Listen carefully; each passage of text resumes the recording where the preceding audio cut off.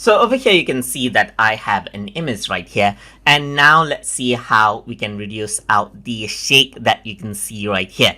So if there's a little bit of camera shake like this, it can be easily fixed in Adobe Photoshop Elements. So to do that, you need to go around over here on the Enhance menu, and over here you can see Shake Reduction is an option. So once you go around over here, you can see that it quickly detects out the shake right here, just like this, and then reduces it out right here. You can go around and select out a portion of where the shake is so that it can reduce out the shake accordingly. So in the majority of the photo, there is a shake. So I'm just going to go around and draw around a shape right here, just like this, and it'll detect out the shake, and then you can see it'll reduce it. You can increase the level of sensitivity right here so that it can reduce the shake even more in a better way. So once you do that, you can see that it reduced the shake right here, just like this. Let me just go around and select out the entire frame, and let's see what happens. So it analyzes the entire frame right here, just like this, and then reduces the shake accordingly right here. So I really have the increased